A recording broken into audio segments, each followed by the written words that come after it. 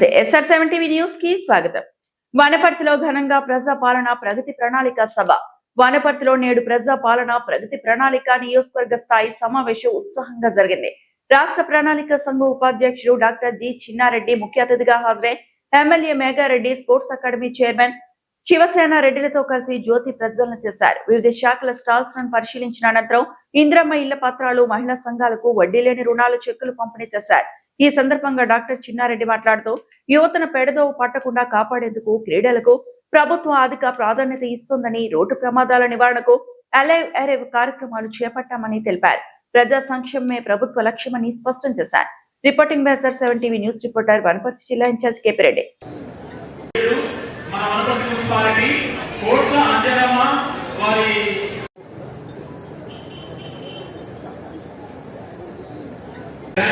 మంజూరు చేయబడినటువంటి 5,97,00,000 చెక్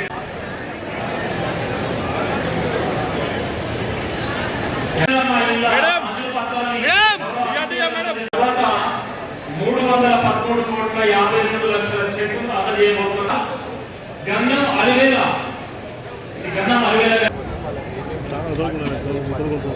ఎప్పుడైనా మనం రోడ్డు మీద వస్తే కొన్ని రోడ్స్కి రూల్స్ ఉంటాయి. మామూలుగా ఇప్పుడు వచ్చింది సార్, ఇది ఎక్కడైనా చేయొచ్చా వాళ్ళకి? ఇక్కడ చేస్తాం రెస్టారెంట్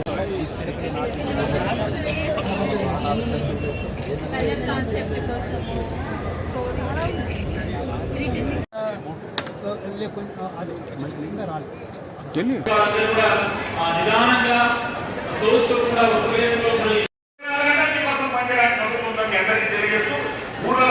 ఖచ్చితంగా మీరు ఏ సమస్య రావడానికి తీసుకురావడానికి అందరూ సిద్ధంగా ఉన్నామని అందరికీ తెలియజేస్తూ సెలవు. అక్కడే సిఆర్ గారు, మంత్రి గారు ఉన్నారు. ఆ శాఖకు వాళ్ళందరూ కలిపి మొట్టమొదటి వనపర్తి నియోజకవర్గానికి సర్వే నెంబర్ 55 శ్రీనివాస్పూర్ లో దాదాపు దాని ఎస్టిమేషన్ కాస్ట్ 120 కోట్లు అవుతుంది. స్పోర్ట్స్ స్కూల్ ఇచ్చిన స్పోర్ట్స్ చైర్మన్ గారికి, మంత్రి గారు కూడా మనం ఒకసారి అభినందన జరపాల్సిందిగా రిక్వెస్ట్ చేసుకుంటూ, దాంతో పాటు వనపర్తిలో దీనిలో మన హాకీ టర్ఫ్ కానీ, జిమ్ కానీ, స్విమ్మింగ్ పూల్ కానీ, క్రికెట్ స్టేడియం కానీ వాళ్ళు అడిగిన అన్ని ల్యాండ్స్ మనం స్పోర్ట్స్ ఇచ్చినాం.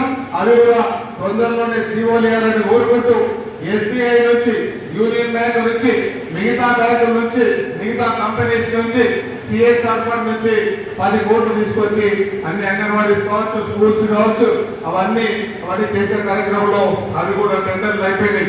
దాంతో పాటు ఇవన్నీ మనం చేసినవి చెప్పినాం, చేయబోయేవి చెప్పినాం. ఇవన్నీ క్రీడల్లో బాగా మునిగేటట్టుగా చేయాలి. ఫుట్బాల్ ఇవ్వాలి, క్రికెట్ ఇవ్వాలి, హాకీ ఇవ్వాలి, కబడ్డీ ఆడాలి, ఏ ఖర్చు లేకుండా ఆడేది కబడ్డీ, బాస్కెట్బాల్ ఇవ్వాలి. ఇవన్నీ గ్రామీణ ప్రాంతాల్లో మనం బాగా ప్రోత్సహిస్తే యువత పక్కదారి పట్టాలనేటువంటి మాట కూడా మీతో తెలియజేస్తున్నాను. దాని తర్వాత జనాభాలో సర్వభాగమైనటువంటి మహిళలు ప్రభుత్వం అత్యధిక ప్రాధాన్యత ఇస్తూ ఉంది. ఒక ఇంట్లో చదువుకున్న మహిళ ఉంటే కుటుంబం మొత్తానికి చదువు వస్తుందని మన పూర్వీకులు చెప్పారు. అది అక్షరాలు నిజం. మన గౌరవ ముఖ్యమంత్రి శ్రీ రేవంత్ రెడ్డి గారు రాష్ట్ర వ్యాప్తంగా 99 రోజుల పెద్ద కార్యక్రమాన్ని రాష్ట్ర ప్రజలకు ఇవ్వడం జరిగింది. దాని పేరే ప్రజాపాలన ప్రగతి ప్రణాళిక. దీంట్లో 10 అంశాలు ప్రధానంగా కాన్సన్ట్రేట్ చేస్తూ ఉన్నారు రాష్ట్ర ప్రభుత్వం, జిల్లా అధికారులు. పిల్లల భద్రత మరియు రక్షణ, దాని తర్వాత డ్రగ్స్కు నో, మత్తు పదార్థాలకు తీసుకోవద్దు అనేటువంటి ప్రచారం జరుగుతూ ఉంది. దాని తర్వాత ఈ మధ్య యాక్సిడెంట్స్ బాగా ఎక్కువగా జరుగుతూ ఉన్నాయి. దానికి చాలా సోఫిస్టికేటెడ్ వెహికల్స్ రావడం వల్ల, దాని తర్వాత ఈ మత్తు పదార్థాలు ముఖ్యంగా మద్యానికి ఎక్కువగా బానిస కావడం వల్ల తాగి నడిపేటువంటి వాళ్ళు కంట్రోల్ లేక పడిపోయి చాలామంది చనిపోవడం జరుగుతూ ఉంది. అందుకని సురక్షితంగా చేరుకోండి, అలైవ్ అనేటువంటి కార్యక్రమం తీసుకున్నారు. తర్వాత సంక్షేమం, ఇలా సమాజంలో అట్టడుగా ఉండేటువంటి వాళ్ళు, ముఖ్యంగా SC, ST, BC, మైనారిటీ, ఉన్నత కులాల్లో కూడా ఆదాయం తక్కువ ఉండేటువంటి బీద వాళ్లకు, అలాంటి వాళ్ళకు సాయం చేయడానికని ఈరోజు సంక్షేమ కార్యక్రమాలు కూడా చాలా పెద్ద ఎత్తున తీసుకుంది ప్రభుత్వం.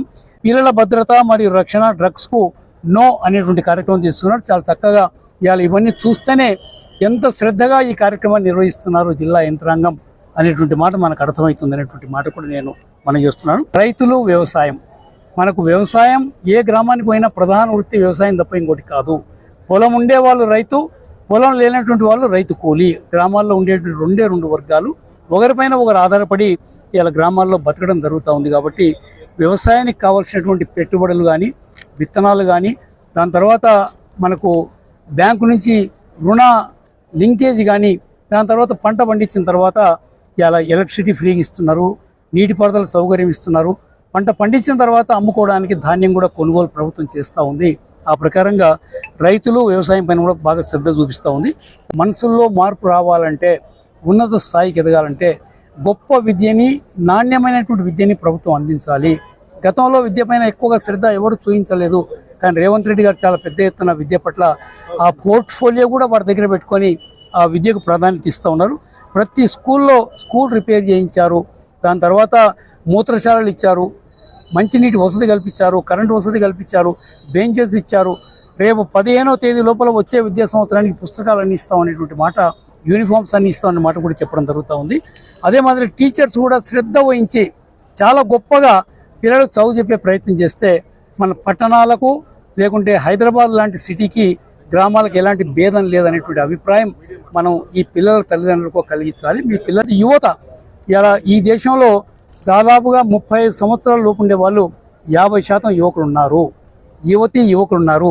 వాళ్ళ పట్ల మనం శ్రద్ధ వహిస్తేనే వారి భావి జీవితం బాగుంటుంది. మనం ఒక మంచి పౌరుల్ని దేశానికి ఇచ్చిన వాళ్ళం అవుతాం. వాళ్ళు చాలామంది కూడా చెడు అలవాట్లకు లోనవుతూ ఉన్నారు. అలాంటి వాళ్లకు మనం ఎక్కువగా క్రీడలు ప్రోత్సహించి గ్రామంలోనే వాళ్ళు ఖాళీగా ఉండకుండా సాయంత్రం పూట ఏదో ఒక ఆట ఆడేటట్లు ఏర్పాటు చేస్తే పిల్లలు చెడు అలవాట్లకు లోను గారు. దాని తర్వాత ఈ తాగుడుకు కానీ లేకుంటే మత్తు పదార్థాలు కానీ పాడు కాకుండా చూసుకోవాల్సిన బాధ్యత ముఖ్యంగా ఉపాధ్యాయులది, ఇంటికి వస్తే తల్లిదండ్రులది. ఈ రెండు వర్గాల వాళ్ళే పిల్లల పట్ల శ్రద్ధ వహించాల్సిన అవసరం ఉంది. రాష్ట్ర ప్రభుత్వం చాలా చక్కగా నిర్వహిస్తూ ఉంది. రేపు భవిష్యత్తులో ఇంకా మంచి కార్యక్రమాలు ప్రజలకు అందాలని మనసారా కోరుకుంటున్నాం.